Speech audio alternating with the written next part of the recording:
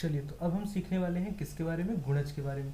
तो यहाँ पे ये एक लाइन लिखी हुई है, यहाँ पे लिखा हुआ है एक संख्या अपने प्रत्येक गुणनखंड का एक गुणज होती है। चलिए शुरुआत करते हैं, 4 से ही शुरुआत करते हैं। अगर 1 गुणे 4 लिखा हुआ है तो इसे हम क्या कहते हैं, इसे हम कहते हैं गुणज। क्या कहते हैं, गुणज कहते हैं। और इन्हें क्या कहते थे, गुणनखंड। तो इनका ये गुणज है, क्यों है, यहाँ पे 4 का और एक गुणज लिख लेते हैं, 2 गुणे 2 होता है। तो चलिए गुणज क्यों है, क्योंकि इस 2 में हम किसी चीज़ का गुणा करेंगे। किस चीज़ का करेंगे, वो आपको पता है कि 2 का गुणा करने पे आपको क्या मिलने वाला है, 2 मिलने वाला है। यानी 2 का गुणा जब आप 2 बार करेंगे तो आपको 4 मिल जाएगा यहाँ से। ऐसे ही ठीक इस तरह से यहाँ पे भी देख सकते हैं कि 1 में जब 4 का गुणा करेंगे तब आपको 4 मिलने वाला है। तो गुणज का बेसिकली मतलब होता है, अगर बात करें यहाँ पे 2 के और गुणज की, तो 2 में जब आप 3 का गुणा करेंगे 6 मिल जाएगा। 2 में आप 4 का गुणा करेंगे तो आपको कितना मिल जाएगा, 8 मिल जाएगा। 2 में आप कितना गुणा करें, अगर आप 12 गुणा करते हैं तो आपको 24 मिलने वाला है। तो ये सारी जो संख्याएं हैं, 24 है, 8 है, 6 है, तो ये सब 2 के गुणज है। पर यहाँ पे ये लाइन आपको समझाना ये चाह रही कि अगर आप कोई भी संख्या लेते हैं, जैसे यहाँ पे 4 लिया था हमने और इसके गुणनखंड लिखे थे, तो इसके गुणनखंड क्या थे, 1, 2 और 4 थे। तो इसके जो ये गुणनखंड थे, इन गुणनखंड का गुणज क्या होता है, वही संख्या होती है। देखिए एक संख्या अपने प्रत्येक गुणनखंड, ये इसके गुणनखंड हो गए, इनका क्या है, गुणज है। अब गुणा क्या करना है वो आप देख लीजिए। तो यहाँ से 2 में 2 का गुणा किया तो 4 मिला था, 1 में 4 का गुणा किया, 4 में 1 का गुणा किया तो 4 मिला। तो यहाँ से बेसिकली ये वाली लाइन समझने के लिए इस उदाहरण का आप इस्तेमाल कर सकते हैं। और क्यों होता है, यहाँ पे देख लीजिए, यहाँ पे गुणज में क्या दिया हुआ है, 6 भी दिया हुआ है, 8 भी दिया हुआ है, 24 भी दिया हुआ है, ये सारे इसके गुणज तो हैं। बट 4 की अगर बात करें, किसी भी संख्या को ले लीजिए, 24 को ले लीजिए, तो 24 के जो गुणनखंड होंगे तो 2 भी उसका एक गुणनखंड है कि नहीं। तो यहाँ पे 3 भी है, लेकिन इन संख्याओं का, किसका, इसका, इस संख्या का ये एक गुणज होगा। तो बेसिकली ये सारी चीज़ें समझनी होती हैं। ये वाला जो पार्ट होता है गुणज होता है, और ये क्या होता है, गुणनखंड होता है। एक बार और देख लीजिए, यहाँ पे गुणनखंड होता है। हालांकि हमने पिछली स्लाइड में देखा था कि क्या होता है गुणनखंड और क्या होता है गुणज। चलिए अब बात करते हैं यहाँ पे पॉइंट नंबर 6 की। पॉइंट नंबर 6 की बात करने से पहले मैं इसे कर लेता हूँ रब। तो चलिए अब देखते हैं पॉइंट नंबर 6 को। यहाँ पे लिखा हुआ है 7 के गुणज क्या है। 7 के गुणज क्या है, अगर आप 7 को देखें तो 7 पाने के लिए आपको 1 गुणे 7 आप लिख सकते हैं, या फिर 7 गुणे 1 लिख सकते हैं। बस इसी तरह से आपको 7 मिल सकता है। लेकिन अगर यहाँ पे गुणज की बात करें, किसकी, गुणज की, ये तो हुआ गुणनखंड, ये जो था ये क्या था, गुणनखंड। बिल्कुल कंफ्यूज मत होइएगा, ये था गुणनखंड। बस थोड़ा सा ध्यान दीजिएगा शब्दों पे। जैसे जैसे आप शब्दों पे ध्यान देते जाएंगे, ये सारी चीज़ें सीख जाएंगे, तो फिर बिल्कुल भी कठिनाई नहीं होने वाली। तो गुणनखंड तो 2 ही थे, लेकिन अगर यहाँ पे गुणज की बात की जाए तो यहाँ पे 7, 14, 21, 28 ये सारे इसके गुणज होने वाले हैं। क्या होने वाले हैं, गुणज होने वाले हैं। किस तरह से होंगे, जब आप 7 में गुणा करते हैं 1 का तो आपको कितना मिलता है 7, 7 में गुणा करते हैं 2 का तो कितना मिलता है 14, 7 में गुणा करते हैं 3 का तो कितना मिलता है 21। तो अगर आप 7 में गुणा कर दें कितने का, 1115 का कर दीजिए, तो कितना मिलेगा, जो भी आंसर मिलेगा ये 7 का गुणज होगा। फिर यहाँ पे 7 में गुणा कर दीजिए आप, यहाँ पे 1, 1, 1, 2, 3, 4, 5, 6 कर दीजिए। जब इस संख्या में आप 7 का गुणा करेंगे तो ये भी क्या होने वाला है, गुणज ही आने वाला है। किसका, 7 का, 7 का गुणज होगा। तो बस यही चीज़ यहाँ पे आपको कही जा रही है कि एक संख्या का प्रत्येक गुणज उस संख्या से बड़ा या उसके बराबर होता है।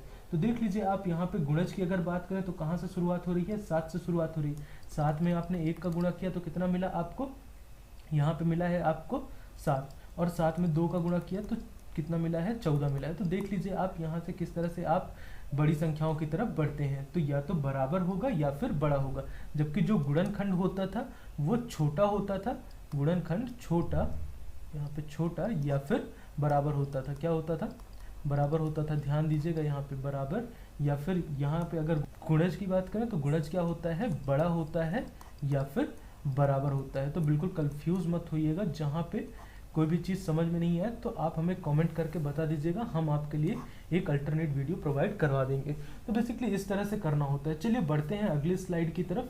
तो वीडियो को पॉज करिए और इसे अच्छे से समझिए, और ये सारे एग्जाम्पल्स आप लोग लिख लीजिएगा, जिससे आपको बाद में भी कठिनाई ना हो। चलिए तो अब हम पढ़ने वाले हैं पॉइंट नंबर 7। पॉइंट नंबर 7 में क्या लिखा हुआ है, यहाँ पे लिखा हुआ है 5 के गुणज लिखिए। 5 के गुणज क्या है, 5, 10, 15, 20, 25, 30, इस तरह से। क्या आप सोचते हैं कि यह सूची कहीं समाप्त होगी?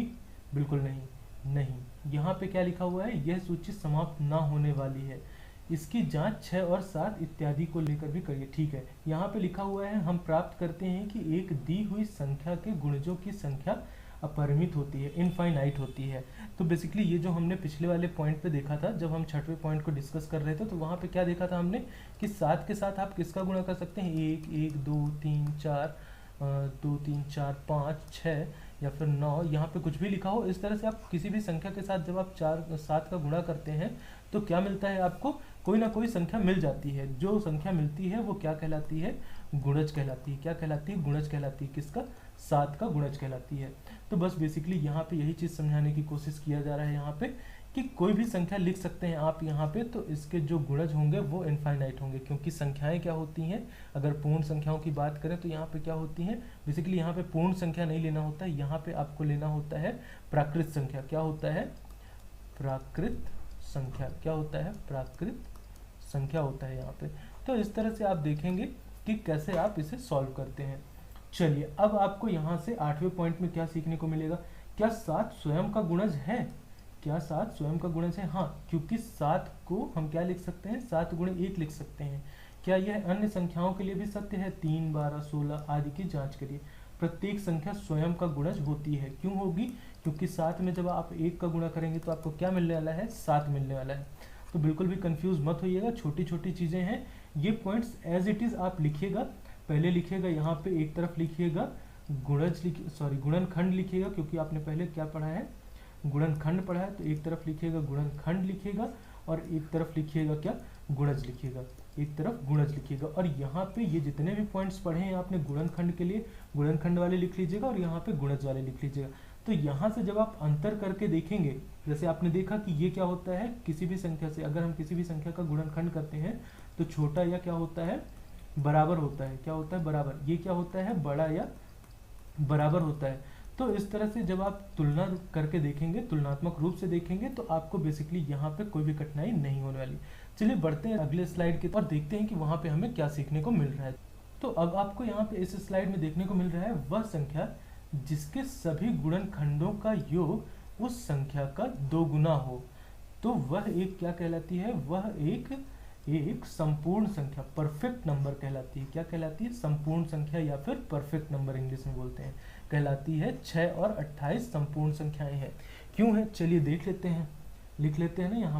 यहाँ पे लिखा हुआ है आपके पास 6 लिखा हुआ है। 6 के गुणनखंड क्या क्या थे, याद करिए। 1 था, 1 से विभाजित होता है, 2 से विभाजित होता है, 3 से होता है, 4 से नहीं होता है, 5 से भी नहीं होता है, 6 से होता है। तो गुणनखंड बेसिकली यही होते हैं। क्यों होंगे ये, क्योंकि छोटे और क्या होते हैं, बराबर होते हैं। तो बराबर तक हम पहुंच गए हैं। और अगर बड़े होते हैं तो वो क्या होते हैं, बराबर या बड़े होते हैं तो वो क्या कहलाते हैं, गुणज कहलाते हैं। ठीक है, ऐसे ही यहाँ पे 28 के भी लिख लेते हैं। तो 28 को तो आप 1 से विभाजित करा सकते हैं, 2 से करा सकते हैं, 3 से नहीं करवा सकते हैं, 4 से करवा सकते हैं, 5 से नहीं होगा, 6 से भी नहीं होगा, 7 से हो जाएगा, फिर उसके बाद किससे होगा, 14 से होगा और फिर सीधा 28 से होने वाला है। चलिए अब इनको जोड़ लेते हैं। क्या करना है, गुणनखंड तो हमने लिख लिया, संख्या जिसके सभी गुणनखंडों का योग। चलिए योग करते हैं, योग दुगुना हो, तो दुगुना होना तो बाद में देखेंगे, पहले लिख लेते हैं यहाँ पे 1 धन 2 धन 3 धन 6। तो यहाँ पे क्या होने वाला है, 3 और 3, 3 ये 6 और 6 कितना हो जाएगा, 12। तो बेसिकली यहाँ पे 2 गुना मिल रहा है। ठीक है, अब 28 की अगर बात करें तो यहाँ पे क्या लिखा हुआ है, 1 धन 2 धन यहाँ पे कितना लिखा हुआ है, धन यहाँ पे लिखा हुआ है 4, धन यहाँ पे कितना लिखा हुआ है 7, धन यहाँ पे कितना लिखा हुआ है, यहाँ पे 14 लिखा हुआ है, धन यहाँ पे 28 लिखा हुआ है। तो यहाँ से कैसे करेंगे, आप जोड़ेंगे 14 दूनी 28 होता है, तो 14 त्रिक कितना हो जाएगा, 42। तो यहाँ पे 3 14 आपको देखने को मिल रहे हैं, तो यहाँ से 14 त्रिक 42 हो जाएगा। 42 और 7 कितना होता है, 42 7 49, 49 1 50, 50 और 6 कितना हो जाएगा, कितना हो जाएगा, बताइए 56 हो जाएगा। तो इस तरह से आप, जरूरी नहीं है कि आप यहाँ से शुरुआत करें। यहाँ पे आपको आंसर मिला है 56, जरूरी नहीं है कि आप शुरुआत यहीं से करें, पहले 1 को 2 में जोड़े, फिर 4 को जोड़े, फिर 7 को जोड़े। आप अपनी सरलता के अनुसार देख सकते हैं। जैसे मैंने यहाँ पे क्या किया, पहले 14 और 28 को जोड़ा तो 42 मिल गया, फिर उसके बाद 7 जोड़ा 49 और 1 50, 50 के बाद यहाँ से 56, तो 56 मिला और यहाँ से 12। तो दोनों जगह पे आप क्या देख रहे हैं, इस संख्या के जो गुणनखंड थे ये पूरे, और इस संख्या के भी जो गुणनखंड थे तो ये इस संख्या का दोगुना आपको आंसर यहाँ से मिल रहा है इनको जोड़ने पे। ठीक उसी तरह से आपको यहाँ पे भी दोगुना आंसर मिल रहा है इस पे अगर आप देखें।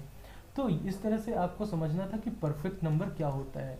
परफेक्ट नंबर वही होता है जिसमें यहाँ पे देखिए सभी गुणनखंडों का योग उस संख्या का दोगुना होना चाहिए। तो यहाँ से आप देख रहे हैं, अगर आप बात करें यहाँ पे 12 के गुणनखंडों की, तो 12 के गुणनखंड क्या होते हैं, 1 होता है, 2 होता है, 3 होता है, 4 होता है, 5 नहीं होता है, 6 होता है, 7 नहीं होता है, 8 नहीं होता है, 9 भी नहीं होता है, 10 भी नहीं होता है, और यहाँ पे होता है फिर सीधे 12। क्या होता है 12। तो यहाँ से क्या देखने को मिल रहा है, अब अगर आप इसे जोड़ें तो 3 और 3 6, 6 4 10, 10 और 12 कितना हो जाएगा 22, और 22 और 6 कितना हो जाएगा 28। तो यहाँ से 28 मिल रहा है जो कि 12 का दोगुना नहीं है, दोगुना से ज़्यादा है। तो अब सीधे मिलते हैं हम लोग एक्सरसाइज 3.1 पे, प्रश्नावली 3.1 के पहले सवाल पे अब मिलते हैं। तो आई होप कि आप लोग इसे पढ़ लेंगे और फिर उसके बाद ही एक्सरसाइज को देखने वाले हैं। चलिए तो मिलते हैं अब सीधा अगले वीडियो पे।